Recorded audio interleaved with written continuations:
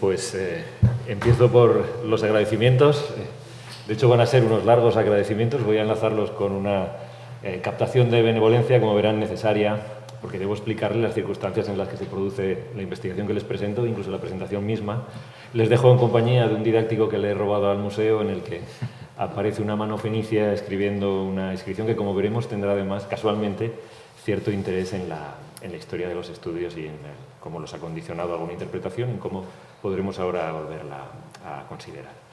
Pero les decía, he empezado por un agradecimiento, sobre todo a Juan Pinedo, por haberme permitido participar de este interesantísimo proyecto. Yo conocí a Juan casi a la vez que las piezas, ya hace bastantes años. Creo recordar que eran con motivo de un proyecto del Ministerio, uno de los I+D del Plan Nacional del 2009-2010. Yo venía a estudiar los hallazgos antiguos. De hecho, ya sabía que se estaba excavando y habían llegado noticias de que habían encontrado nuevas defensas de elefante inscritas. Yo insistí mucho en que quería ver las antiguas, que no estaba metiéndome en ningún lugar donde no me correspondía estar, pero Juan, muy generoso, me invitó no solamente a conocerle y a participar de la excavación, estar unos días con ellos, sino también me invitó a ver el nuevo material. Estuvimos, de hecho, comprobando que efectivamente se podían hacer lecturas.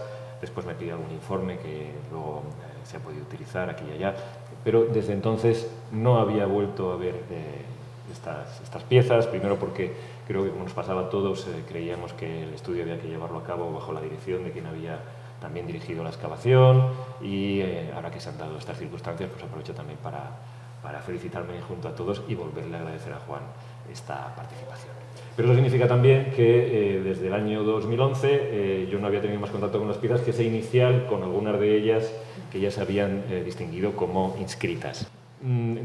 Para poder preparar esta intervención he tenido que organizarme, gracias, para estar aquí apenas unos días antes. Vine el domingo por la noche y llevamos 2 días encerrados con el personal del museo, al que toca ahora agradecer primero la figura de su director por la amable invitación y esta acogida, pero luego pues a todos, a Soledad al principio, también Rocío, que ha estado estos 2 días ayudando con los colmillos arriba y abajo, y sobre todo a Milagros que tendrán la oportunidad de escucharla después, lo que me permite con una cierta tranquilidad hablar de estos marfiles y de algunas cuestiones técnicas con mucha alegría, porque ella me corregirá después si he metido la pata con alguna terminología o con alguna cosa más técnica, porque lo cierto es que las he tenido esclavizadas sirviéndome colmillos desde el alba hasta por lo menos bien entrada la tarde. Y después tocaba, en cambio, con ese material, en estas 2 tardes y sus largas noches, preparar lo que les presento. Tómenselo, pues, como una cosa, primero, muy precipitada. El PowerPoint está muy recargado, ya lo verán. He puesto allí el material prácticamente mientras lo estudiaba, quizás excesivamente. Además, va a ser una presentación muy técnica, porque entiendo que me corresponde, sobre todo ahora, preparar este material para su comprensión y, por lo tanto, hacer un estudio lo más técnico posible, quizás demasiado especializado incluso para lo que a lo mejor interesaría en este foro. Perdónenme por eso, pero sobre todo por lo provisional que serán algunas de las cuestiones de interpretación, sobre todo, y las conclusiones, que son un poco todavía al vuelo. Intentaré no ser muy atrevido, pero algo había que intentar proponerles, así que este es el final con captación de benevolencia. Perdónenme antes ya de haber escuchado lo que tengo que decirles, porque va a ser muy provisional y en algunas ocasiones dudoso. Pero vamos ya para adelante. Antiguos y nuevos hallazgos. ¿Por qué lo he dividido de esta manera? No solamente por esta pequeña intrahistoria y la historia general, sino porque, en efecto, no voy a entrar en cuestiones de historia de la investigación, no tenemos tiempo, pero si saben ustedes, llamado antiguos hallazgos a lo que en realidad son hallazgos del siglo XX, desde mediados, que acaban entrando en las colecciones del museo, ya se publican en los años 80 y que se conocen bien y que son 13 defensas. Falta una vitrina, no he encontrado la foto, perdonen ustedes, pero están todas expuestas menos una, creo, y de ellas 4 son inscritas. Primera reflexión, es un porcentaje de piezas inscritas con respecto a un producto de comercio muy alto para lo que conocemos en el mundo fenicio. Asumimos siempre, extrapolando métodos tardíos y algunas veces no fenicios, pero que funcionan bien, por lo menos cuando los aplicamos para el estudio del comercio en el mundo púnico y también, allá donde podemos, en el mundo fenicio más arcaico, que estas inscripciones venían ligadas al proceso comercial y que cuando aparecen solo sobre algunos de los objetos de comercio era porque marcaban una parte junto a un lote. Esto se conoce bien para el mundo griego, parece funcionar, como les digo, bien para el mundo púnico, funciona sobre todo para las vasijas cerámicas, que claramente venían apiladas, donde el grafito se presupone siempre que está en la pieza más alta, que marca todo un lote, y creemos que un procedimiento parecido se operaba con estas otras manufacturas y también en el pasado.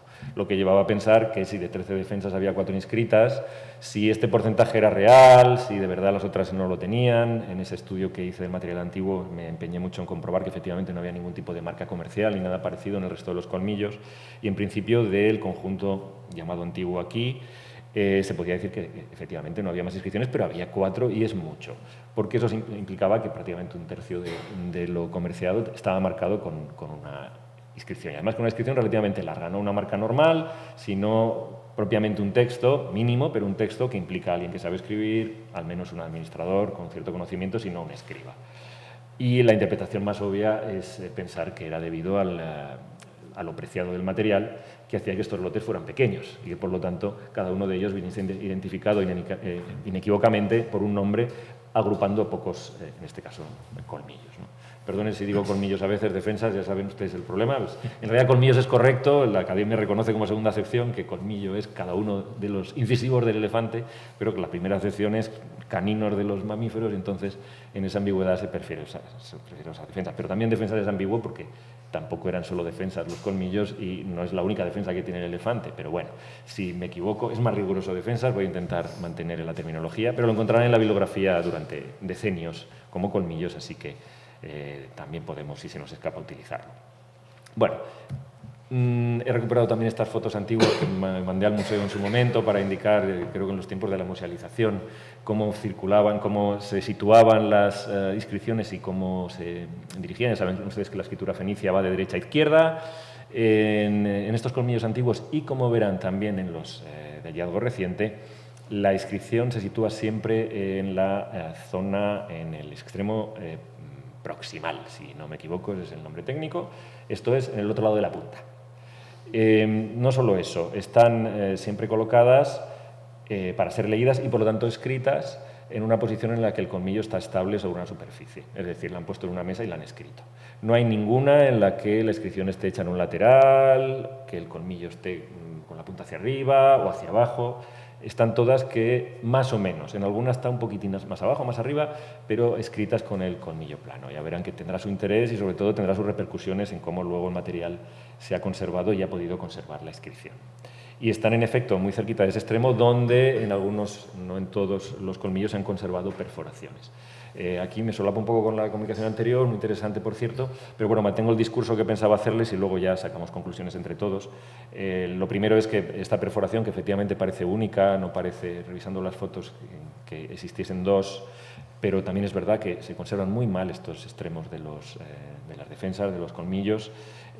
No sabemos si pertenecen al mismo momento de comercio al que corresponden las inscripciones y por lo tanto a este navegar fenicios. En el barco estaban estivados de una manera diferente a cómo, por ejemplo, se pudieron transportar en un principio. Claramente esa perforación tiene que ver con algún tipo de colgado o arracimado, pero quizás no era el que llevaban en el barco. Del análisis de detalle se ve que algunos de los colmillos están más estropeados por una cara que por otra, lo que significa que en algún momento estuvieron más expuestos por una que por otra, quizás en algún momento estuvieron empaquetados de un modo que alguno de los colmillos de las defensas estuvo más defendida, de hecho hay alguna bastante bien conservada de cualquier tipo de arañazo o de daño y otras en cambio mucho más estropeadas, aparte de las que tienen en la punta marcas, quizás ya en vida del propio elefante, pero después de algún modo también en otros procesos comerciales previos a la fase que estamos estudiando ahora. Pero bueno, lo más importante es esto, ya ven, salvo la segunda defensa que se dirige hacia el extremo proximal, casi todas están escritas, ya les digo, excepto esta, empezando en cambio de ese extremo hacia el centro. Ponían el colmillo en una plataforma, escribían desde el extremo superior, de derecha a izquierda, hacia el centro en casi todos los casos. Esto es tan regular que cuando luego estudiando los nuevos hallazgos acudíamos sistemáticamente a mirar todas estas piezas, era fácil ver si tenían una inscripción porque ante cualquier duda el marfil es un material muy agradecido en este sentido porque siendo tan denso, tan duro, las incisiones incluso muy finas conservan un cierto relieve y basta aplicar un poco de luz rasante y aparecen estas inscripciones. Otra cosa es que se lean y ahora veremos los problemas que tienen para ser leídas, pero en principio se pueden ir localizando. Con el problema, también veremos que este extremo proximal no está bien conservado en todos los casos y en muchos casos, de hecho, no lo está. Y esto será importante cuando luego veamos el conjunto, digamos, moderno, entre comillas, porque a la hora de hacer un cálculo entre las piezas escritas y las que no, también va a tener su importancia. Pero bueno, voy un poco rápido, pensaba contarles más cosas, pero habrá tiempo y si no da tiempo, pues lo haremos en la discusión. Bien, aquí les decía que no hacía historia de las investigaciones, pero hay un trabajo que hay que citar, que es la edición príncipe de estos materiales, que la hace Joaquín San Martín. Y aquí va un pequeño excursus para decirles que lo que tenga que decir a partir de ahora lo hago desde la admiración por el profesor San Martín, que no solamente ya en este momento, a pesar de ser muy joven, era una eminencia, acaba de venir, si es que no estaba viniendo, de Alemania, donde acababa de editar junto con Dietrich y Lorenz los textos ugaríticos. Este es quizás su único trabajo en epigrafía fenicia, tampoco era la epigrafía el trabajo fundamental que él desarrollaba en Münster, que era donde estaba editando los textos, pero había tenido un contacto y desde luego un control fotográfico de todas las fuentes, tablillas alfabéticas de Ugarit. Es otra escritura, pero la lengua, como saben, es del mismo grupo, en fin, era una eminencia. Y este trabajo se lo cito porque no solamente es la edición de los colmillos, sino que incluye otros materiales, lo que hace que mucha gente haya tenido que leerlo y a mucha gente hay que advertirle que hay que manejarlo con cuidado. Pero en esencia hay que manejarlo con cuidado porque han pasado 40 años desde que se hizo. Y es verdad que hay cosas que hoy no pasarían, errores y sobre todo interpretaciones superadas, pero aún así yo le tengo un respeto enorme al trabajo del profesor San Martín. Me parece que la genialidad que le caracteriza también se ve aquí, a pesar de que, como verán, pues vamos a tenerle que corregir en algunas cosas, ¿no? Pasa en otras, pues aquí también porque fue atrevido, creo que editó epígrafes que no tenía una buena explicación a través del fenicio, pero en realidad eran ibéricos. Hoy, por ejemplo, no se haría, no está aceptado lo que él propuso. De vez en cuando viene alguien a preguntarnos por una inscripción en la que se citaría cereal, en realidad pues ni siquiera existe esa inscripción porque es un grafito mal interpretado, en fin, cosas así. Pero aún así se ve el rigor con el que afrontó el trabajo y los muy buenos resultados, porque no era fácil y se llegó hasta donde se llegó y además condicionó mucho los estudios posteriores, como veremos, todavía los va a condicionar, porque, como les digo, yo creo que esa genialidad se manifiesta. Así que cuando me vean corregirle, ya verán que con mucho cuidado y, desde luego, con muchísimo respeto. ¿Qué tenían estas inscripciones y cómo las interpretó el profesor San Martín? Bueno, algunas se leían con mucha claridad, esta, por ejemplo. Les pongo también los dibujos, porque también, propios de la época, yo creo que el profesor San Martín le encargó los dibujos a otra persona, entonces alguna está bien, por ejemplo, este Bodastar, omnipresente, pero, por ejemplo, esta otra, pues el dibujo está claramente al revés, pero alguien, además, es un revés un poco extraño, como si en el calco se hubieran luego equivocado al publicarlo, pero bueno, nada grave, porque la lectura, en cambio, es buena. Bodastar, apt. Bodastar es un nombre de persona, en esta segunda descripción aparece este nombre de persona, el significado inicial de esa segunda palabra que aparece debajo, en principio servidor, así lo dice cuando la está estudiando, que en principio es servidor, pero luego estudiando esta tercera pieza, donde con Grantino es capaz de ver un antropónimo no muy común, este Roemilk, que en realidad está bien atestiguado, es un antropónimo, por una vez, un poco diferente de los demás. Pero él vio que después había esas tres letras que interpretaba con una palabra añadida. Este es el colmillo que está en el didáctico que ustedes verán, ahora lo pondremos y lo estudiaremos. Y aquí es donde él pensó que esa palabra que aparecía después, onesh, la buscó en los léxicos, en el semético occidental, en Biblia, se atestigua en el hebreo bíblico con un sentido de multar, es la raíz de multar. Israel dijo, no, esto no puede ser. Encontró una manera de reconstruir una forma que está atestiguada en ugarítico, con una gains, ganás, en fin. Encontró un verbo humillarse y él pensó con, ya les digo, una de esas chispas de genialidad, digamos, a lo mejor aquí es una fórmula de respeto y tiene que ver más con este mundo de las cartas orientales donde el emisario se humilla formalmente, de una forma tópica, pero obligada a humillarse y dice, bueno, esto es el equivalente a presentarse humildemente a alguien, ¿no? Y así reinterpretó ese siervo, dijo, claro, pues aquí, del mismo modo que uno se humilla, el otro se presenta como siervo, lo que quiere decir aquí, pues atentamente, humildemente. Un problema de estas inscripciones es que no tienen preposición alguna, lo que significa que no sabemos si dice de o a, no sabemos si es un remitente o un emisor. Ahora sabemos que cuando no aparece una preposición en el mundo de los grafitos, normalmente hay que excluir la posibilidad de que fuera una inscripción de propiedad, tiende a ser más bien el nombre de un agente comercial intermedio que ha puesto su nombre ahí encima, pero de todas maneras también funcionaba la hipótesis del profesor San Martín, que pensaba una especie de antecedente metalingüístico, que sería el propio objeto, del que dependería en genitivo esta palabra, entonces sería el objeto de alguien y por lo tanto ese sería el que lo envía, estos serían remitentes, emisarios, que se presentarían de esta manera a un receptor que desconoceríamos, ¿no?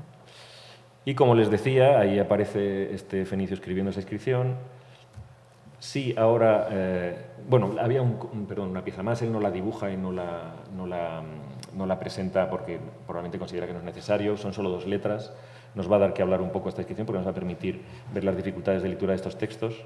Pero aquí, en cambio, con también pues, un gran tino, ya entonces estaba entendiendo que gran parte de las inscripciones fenicias que tenían funciones comerciales tenían que ver con abreviaturas, probablemente nombres personales. Empezaba entonces, todavía no había publicado Joan Ramón su trabajo seminal sobre las ánforas, primero fenicias de Ibiza, después enteros del mundo fenicio púnico, sobre todo las ánforas púnicas, donde cataloga las estampillas y se pone un poco de orden y se descubre que efectivamente, aunque se exagera y se extiende al conjunto de las estampillas, sí que es verdad que se identifica que una parte de ellas, que son procedimientos de control administrativo único, se incluyen 2 letras que corresponden a una abreviatura de nombre personal. Se recupera un viejo trabajo de Chabot de los años 20 en el que él ve este procedimiento de abreviatura ya en las estelas y se descubre que así, cogiendo una letra inicial y o bien una intermedia o una final de estos antropónimos, se pueden reconstruir en muchas de estas 2 letras perdidas nombres propios. Y efectivamente recupera este Melkar Shama, que es un nombre existente, que es posible que fuera el nombre de alguien que ha puesto también su nombre sobre el colmillo, pero lo ha puesto con solo 2 letras, que es un procedimiento comercial mucho más normal. Comercial, veremos en qué momento se introduce y con qué motivo, pero en cualquier caso de una administración de producto, mientras que el otro es quizás más a la altura de la materia prima. Todo el nombre, que no haya dudas, esto es mío, incluso con una frase más, ¿no? Pero también aquí yo creo que fue una buena interpretación. Ahora bien, de este conjunto, si vamos uno por uno, podemos ver el tipo de dificultades materiales que ya entonces había que asumir estudiando estas viejas defensas, que de todas maneras nos vamos a encontrar en las nuevas. Y aquí sí que me atrevo un poco a invadir tu campo, pero enseguida te lo dejo para que luego se lo expliques mejor a ellos. Esta es la superficie de este último colmillo, de esta última defensa, donde aparecen esas 2 letras, efectivamente una men y un ein. Están incisos en lo más parecido que tenemos a la superficie original que debió tener en su momento quien lo escribió. Claro, cuando nosotros vemos los colmillos de la izquierda, vemos los blancos, que bien conservados, qué bonito, la imagen del marfil contemporáneo, ¿no? Me decía Milagro que todavía había gente en el museo que pensaba que esos eran los colmillos bonitos. Yo mismo, cuando empecé a trabajar con este material y veía esas manchas en las fotos, pensaba, bueno, pues la parte oscura es la parte manchada, algún tipo de óxido, lo ha absorbido el material, pero el colmillo bonito es el blanco. No es así. El colmillo que está bien y está mejor conservado, y lo veremos en los más modernos, es aquel que conserva esta piel exterior que se ha oscurecido. Que, por desgracia, cuando se seca en condiciones no controladas, ese mimo que le dan aquí a estos materiales en el museo, salta. Y eso es lo que pasa en esta inscripción. Y no pasa por casualidad cerquita de la inscripción, porque obviamente allí donde ha habido una incisión, el material tiene un punto débil que salta con más facilidad. Y aquí se ve cómo en breve acabará saltando inevitablemente, salvo que aquí hagan un milagro de conservación, esa piel última en la que está incisa la inscripción. Ya ha saltado al lado del ein, de allá a la izquierda se ha perdido, y en la parte baja se ha perdido del todo una lasca. Pues en los colmillos que ven en blanco se ha perdido toda esa piel. ¿Qué se conserva entonces? Pues en realidad no se conserva la incisión original, que podía leerse bien y que se lee todavía bien en algunos de los colmillos, entre comillas, modernos, sino la huella profunda sobre otra capa del material más hondo, que no representaba fielmente lo que se escribía en la primera capa, porque hasta allí podía llegar el punzón, primero de una manera diferente, con una presión diferente, y dejando una huella diversa, y que podía llevar a confusión. Por ejemplo, en esta otra defensa, entre comillas, antigua, se ve cómo ya no hay ningún tipo de material de piel superficial del colmillo.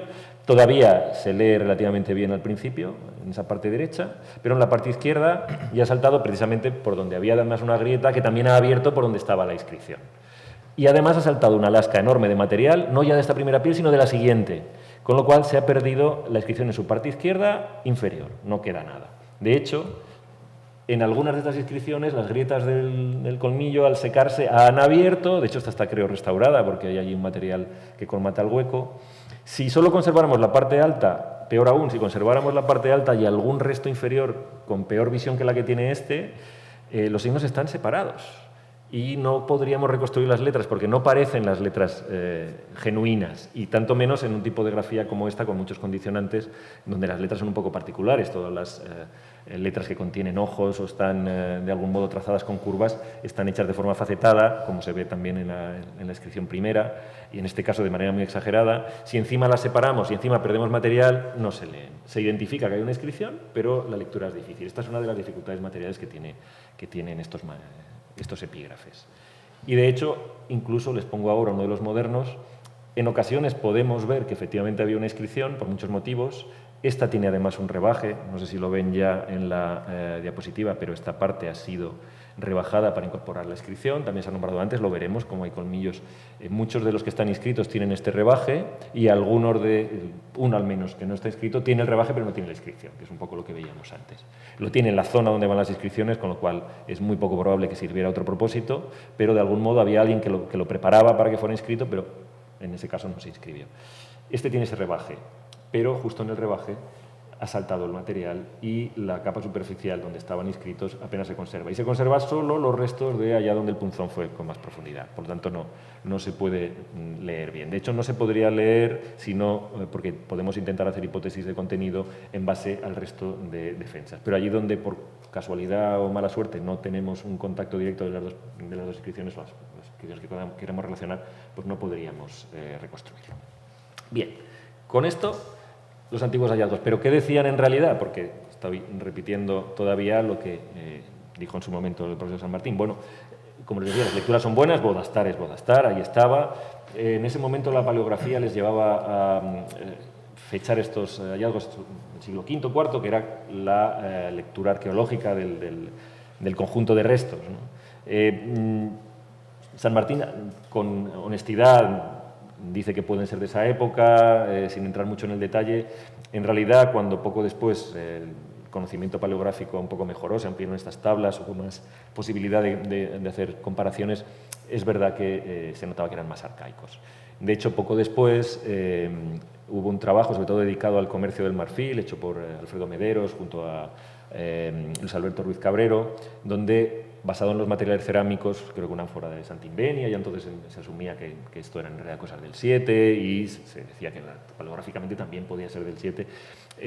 De hecho, ahora sabemos que sobre todo del 7, puede ser del 6, hay una gran ambigüedad paleográfica, por muchos motivos que no tengo tiempo de narrarles, pero que hace que esta manera específica de trazar los signos en estas superficies permitan hasta cierto punto dataciones, pero lo que sí que es cierto es que es compatible con esa cronología. Por cierto, en ese trabajo de Mederos y Ruiz, Luis Alberto aceptaba las lecturas de Joaquín y, de hecho, hasta cierto punto compartía todo lo que San Martín decía, pero a él le había gustado más aquella primera hipótesis de San Martín, donde recordaba que Seanash significaba multar en hebreo bíblico, y decía Luis, hombre, pues multar, esto será un recaudador. Y él decía, mejor me gusta más Ramil un recaudador, y entonces el otro que dice siervo, pues a lo mejor es pues, un funcionario, y lo dejaba allí, no iba más lejos, pero proponía. En realidad no estaba mal tirado tampoco, porque lo que ocurría es que ya habían pasado muchos años y ya empezábamos a saber que en este tipo de inscripciones lo que solíamos tener era, sobre todo estas indicaciones personales, con en todo caso algún tipo de función. Tampoco muy común, pero digamos que es más normal en la epigrafía fenicia, incluso en esta, que si alguien añade algo a su nombre, para empezar sea su filiación, sea de quién es hijo, quién no, pero si no, pues que tenga algún tipo de indicación de función o de oficio. Es verdad que tampoco acababan de encajar muy bien aquí, pero no estaba tampoco mal tirado. Bien. Efectivamente se leía siervo, vamos a traducirlo de momento siervo, servidor, la raíz apt significa simplemente eso, una subordinación que puede ser de muy diferente grado, la palabra sirve para designar desde alguien que es siervo de un templo y que luego resulta ser un funcionario de la ciudad que tiene ese título, a alguien que es verdaderamente un esclavo. En ese rango no podemos decir. De hecho, es extraño que no venga connotado con nada más, que simplemente diga apt. Pero es que es extraño también que estos nombres no vengan calificados con nada más. Por ejemplo, la ausencia de filiación es interesante, porque eso significa que no necesitaban más para identificarse. lo que significa que se movían en grupos reducidos, donde un bodastar era bodastar. No, bodastar hijo de fulanito para distinguirse de bodastar hijo de menganito, ¿no? Por eso la aparición de este elemento es todavía algo a explicar. O aceptamos una hipótesis del tipo San Martín o directamente que se trata de un servidor y luego ya veremos si, como también se proponía, podía ser un funcionario o no. Pero donde estaba quizás la corrección más importante era justo donde San Martín había cogido el punto de apoyo para su propuesta, que era en la inscripción que él leía, es la inscripción, si no me equivoco, bueno, no pensaba haber repetido, perdón, he hecho este PowerPoint con nocturnidad y alevosía y ya no me acuerdo. Pensaba que había recuperado aquí el dibujo que tienen ustedes en la parte alta a la derecha, que en el didáctico original está representando al fenicio cuando ha acabado la inscripción. El profesor San Martín acababa allí la lectura y todos los que después han leído el colmillo. Pero eso es en realidad un poco más de la mitad del epígrafe. A la izquierda hay al menos 4 signos más. Y el final tampoco hay que leerlo como leía el profesor San Martín, no dice ese verbo extraño de multar o de humillarse, sino que es una secuencia de filiación. Este sí, se identifica con su padre. Lo que dice es Ramil probablemente Arishim, esto es una hipótesis también, esta sí que es con nocturnidad.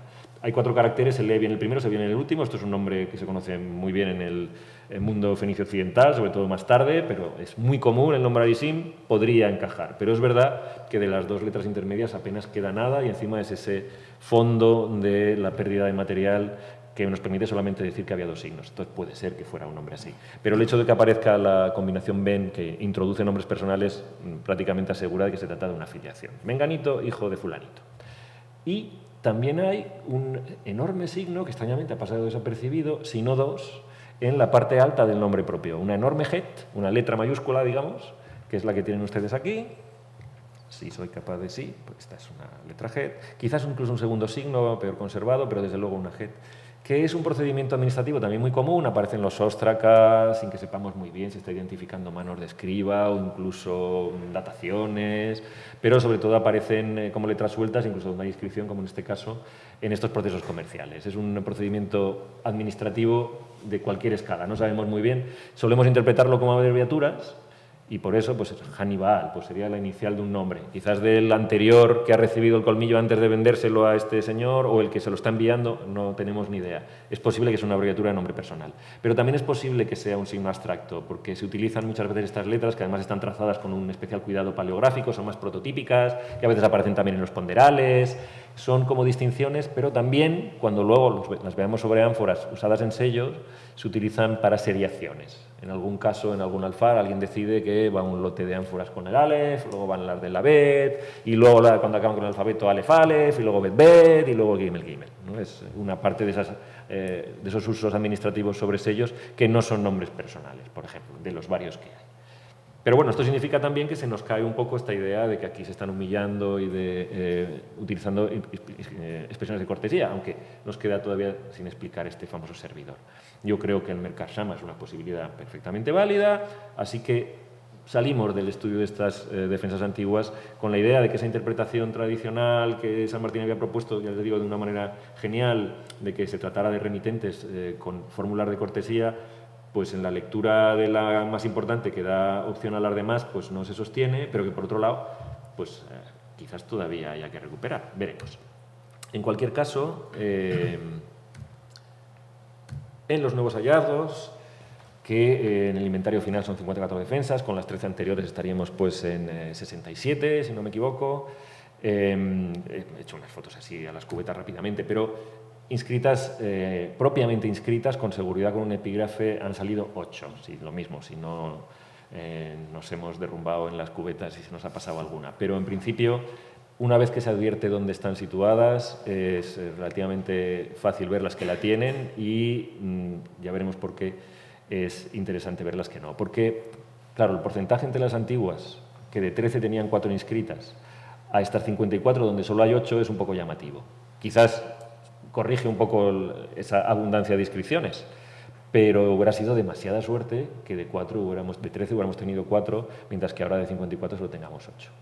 Y esto era un problema que, consultando el material, quedó claro que se podía corregir. ¿Por qué? Porque sabemos que estas inscripciones están en el extremo proximal, siguen apareciendo allí, en defensas con y sin agujero, en algunas de ellas se conserva el resto del agujero en el borde, en otras no, quizás tuvieron todas agujero, quizás tuvieron todas inscripción, porque lo segundo que ocurre es que estas inscripciones, además, que como vemos están en una zona plana o preparada, esta es la misma pieza que veían ustedes antes, está justo en la zona donde tienen que ir las inscripciones, es prácticamente seguro que estaba destinada a recibir una inscripción, pero por lo que fuera no la recibió, y es idéntica a las que tienen muchas de las inscripciones que todavía conservamos, ¿no?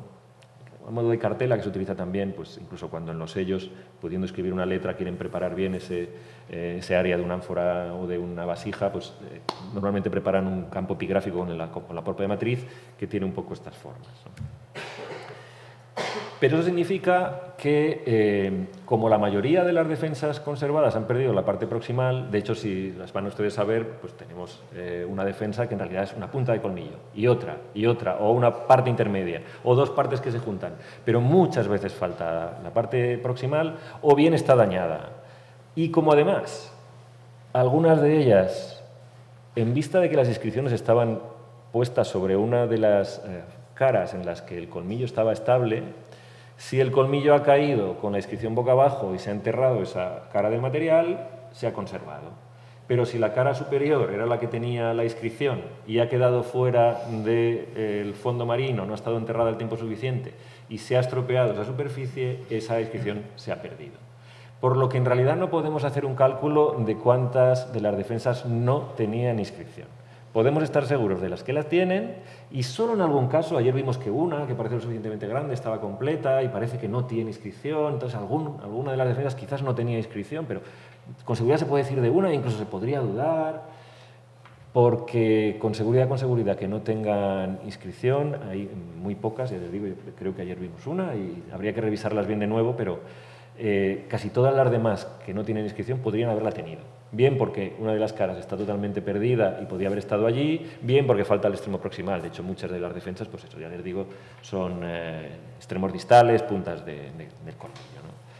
Así que ese porcentaje, en realidad ya bastante alto, pudo ser mucho mayor. Bien, siguiendo adelante, lo que les decía de las pocas que se pueden afirmar que no tienen inscripción, y que, en cambio, allí donde tenemos una que efectivamente está completa, se distingue y que el porcentaje podría ser más alto. No me acordaba ni de habérselo escrito, perdonen ustedes. Contenidos, rápidamente. Bueno, quizás no tan rápidamente, puedo tener un... Bueno. La que se leía con más facilidad al principio y todavía es hoy fácilmente legible es esta primera. Voy por orden de inventario, con lo cual a lo mejor no es lo más didáctico, pero para que vean. Se lee muy fácilmente el nombre Esmund Giles y aparece una palabra, esta vez antepuesta, que es la raíz bara, que es la raíz de bendecir. Así que cuando ya parecía que habíamos eliminado de la ecuación todos esos términos que nos daban un poco de fastidio, pero que podía de algún modo reinterpretarse como parte de los nombres personales, de repente tenemos este barak. Yo he puesto allí bendito, pero está entre comillas precisamente porque todavía no tengo muy claro hacia dónde puede ir, pero sobre todo para que vean simplemente que ese es el sentido de la palabra. Dirán ustedes, y como eso también pues en su momento lo pusimos en esas pequeñas memorias y ha circulado un poco incluso la hipótesis de que estos fueran materiales votivos, ¿no? En realidad no es una palabra que se utiliza en este tipo de contextos de esta manera cuando son votivos. No se inscribe un material, se dice bendiga y ya está. Es verdad que forma parte de las fórmulas de las inscripciones votivas. Normalmente es una fórmula de cierre.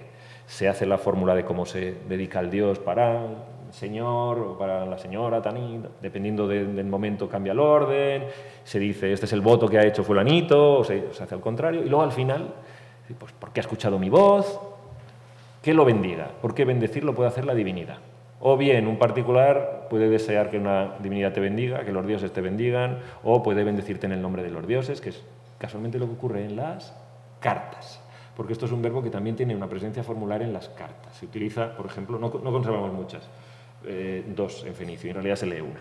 Pero en esa carta que se conserva, ahora hay otra más, que hemos encontrado en Idalion, en Chipre, con una fórmula perfectamente idéntica a la que conservábamos de esa cara en Egipto, donde el remitente le dice al que recibe, yo te bendigo en el nombre de todos los dioses de Kition, por ejemplo, ¿no? Y en Egipto se decía, me parece que los de Sidón, en el nombre del Baal, bueno, pues es una palabra que se utiliza también en estas fórmulas de saludo y de buen deseo. Es decir, volvemos otra vez a la idea de San Martín de que aquí pueden estar saludándose o algo por el estilo. Bendito seas, y es muy Giles. Pero primero está antepuesto Y luego ya veremos por qué no les he dicho, ese apt que veíamos que significa siervo, es también muy productivo en la antroponimia. Y aunque es verdad que los hipocorísticos, las versiones abreviadas de los nombres suelen tener algo más, hay nombres así como hay nombres de Barak también. También es verdad que no suelen presentarse así. Entonces es un elemento antroponímico, es parte de una raíz que tiene que ver con este tipo de saludos, pues no lo sabemos. Es un calificativo del Señor, antepuesto, que es un poco extraño, bendito sea Esmungiles, una expresión de algún modo, pues todavía hay que trabajarlo un poco. Pero reaparece este verbo y se lee bien. En esta inscripción se lee perfecto y veremos que se repite en otra donde se lee un poco peor, pero también. Ahora, eso sí, nos reaparece Bodastar, bienvenido. Hay otra defensa en la que vuelven a aparecer estos signos grandes que parecen marcas comerciales, aparece un Aleph enorme como el otro. En el otro colmillo antiguo, debajo de esta letra enorme, aparecía un nombre de persona. Es verdad que aquí podría haber una abreviatura de nombre personal, pues es un Hannibal o algo así, pero no funciona muy bien, ¿eh? No se suele abreviar así el nombre Aníbal, no nos consta que haya un uso del Aleph como una especie de vocalización, pero también es verdad que 3 letras seguidas es un poco particular. En este se nota un poco la cartela, ¿ven? Cómo le han hecho una especie de rebaje al colmillo para... Al principio pensaba que quizás han borrado una inscripción anterior, porque estas están hechas como muy grande, muy por encima, pero probablemente no. Y una vez que apareció aquella que no tiene inscripción, que está preparada, tal, probablemente la prepararon, escribieron y ya está. Pero bueno, un procedimiento comercial común. Sea una abreviatura o no, claramente esto pertenece al mundo que ya conocemos del comercio de bienes. Luego tenemos inscripciones muy difíciles de leer como esta.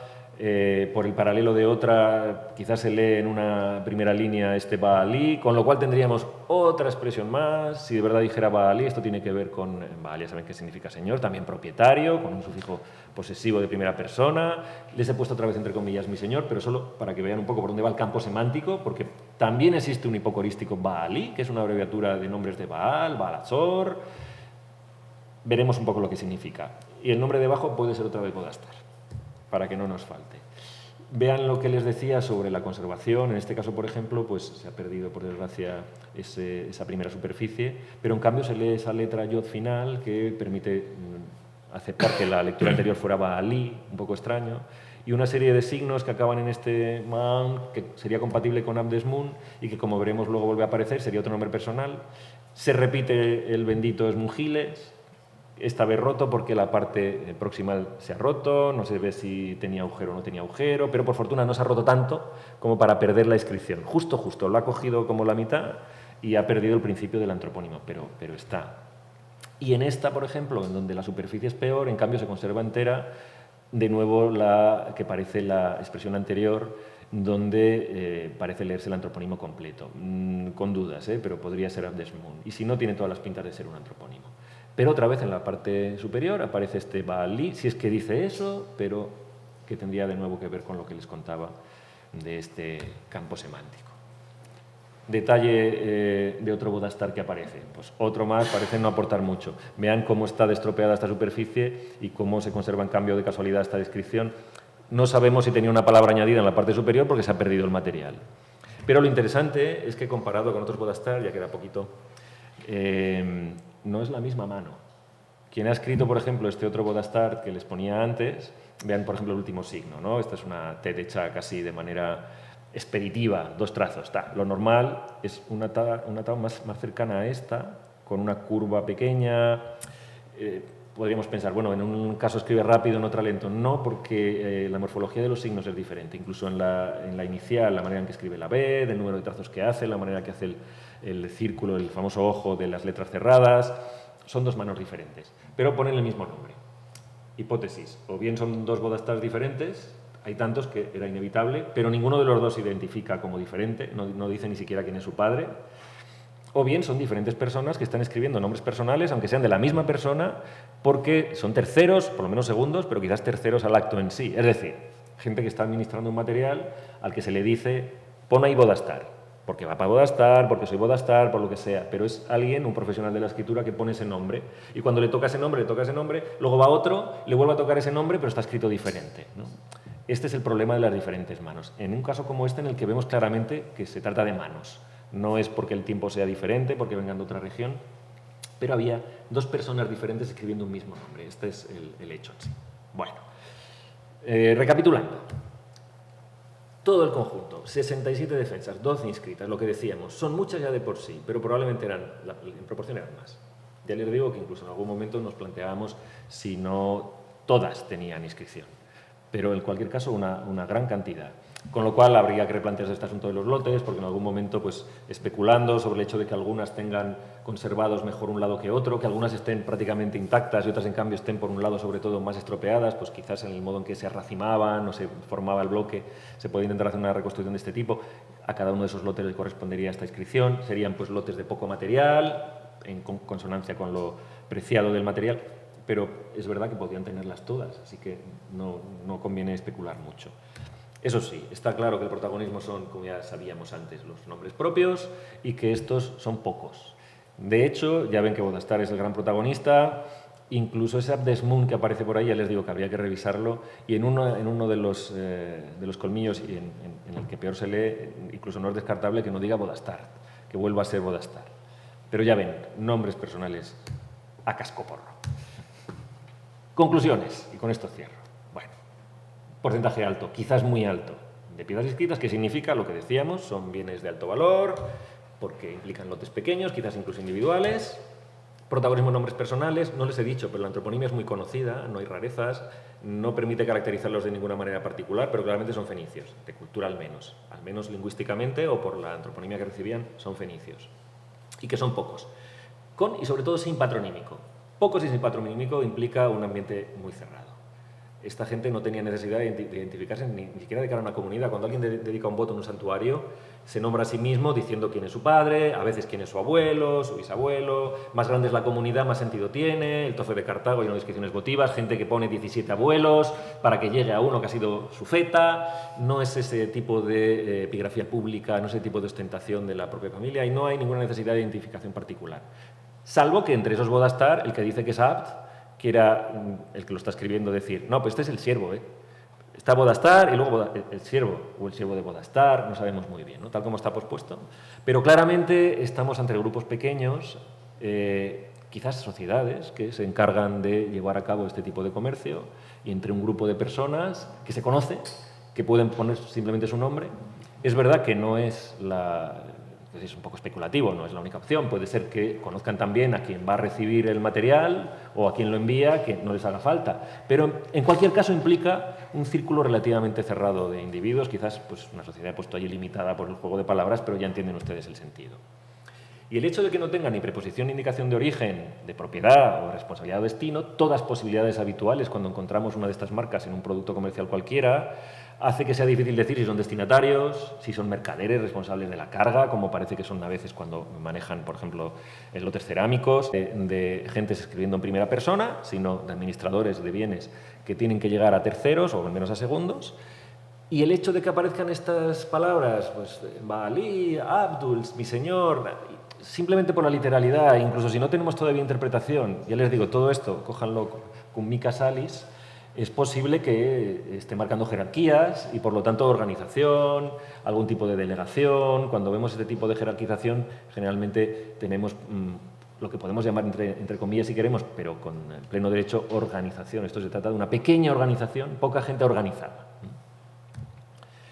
Y esas marcas y abreviaturas que son propias de procedimientos administrativos y mercantiles prácticos, las vemos en otro tipo de comercio, y está claro que pertenecen a este mundo, que prácticamente excluye cualquier otro tipo de interpretación, pues, por ejemplo, tipo votivo.